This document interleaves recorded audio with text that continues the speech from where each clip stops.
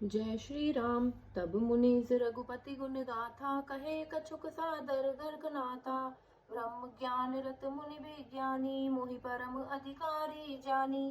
तब हे पक्षीराज मुनीश्वर ने श्री रघुनाथ जी के गुणों की कुछ कथाएं आदर सहित कही।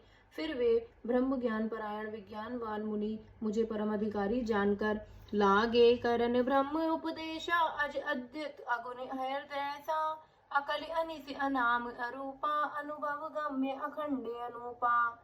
ब्रह्म का उपदेश करने लगे कि वह अजन्मा है, अद्भुत है, निर्गुण है और हृदय का स्वामी अंतर्यामी है। उसे कोई बुद्धि के द्वारा माप नहीं सकता। वह इच्छा रहित, नाम रहित, रूप रहित, अनुभव से जानने योग्य, अखंड और उपमा रहित है। मन गोतित अमले अविनाशी, निर्विकार निर्विधि सुख राशि। सोते ताहि तो ही नहीं भेदा, बारी बिची इव गावहि बेदा। वह मन और इंद्रियों से परे, निर्मल, विनाश रहित, निर्विकार, सीमा रहित और सुख की राशि है। वेद ऐसा गाते हैं कि वही तू है। तत्वमसि जल और जल की लहर ही भाती उसमें, और तुम में कोई भेद नहीं है। विविध भांति मोहि मुनि समुझावा, निर्गुण मत मम हृदय न आवा। पुनि मैं कहऊ नाई पद सीसा, सगुन उपासन कहऊ मुनीसा। मुनि ने मुझे अनेकों प्रकार से समझाया, पर निर्गुण मत मेरे हृदय में नहीं बैठा।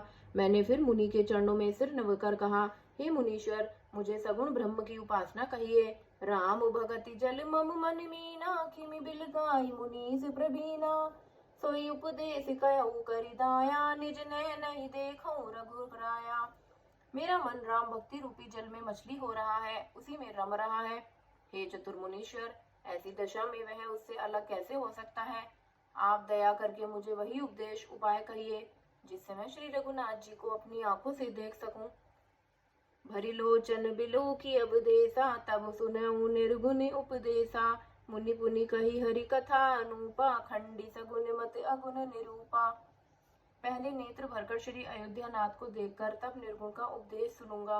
मुनि ने फिर अनुपम हरि कथा कहकर सगुण मत का खंडन करके निर्गुण का निरूपण किया। तब मैं निर्गुण मत कर दूरी, सगुण निरीपहु करि हट भूरी। उत्तर प्रति उत्तर मैं कीना, मुनि तन भय क्रोध के चीना। तब मैं निर्गुण मत को हटाकर, काटकर, बहुत हट करके सगुण का निरूपण करने लगा। मैंने उत्तर प्रत्युत्तर किया, इससे मुनि के शरीर में क्रोध के चिन्ह उत्पन्न हो गए।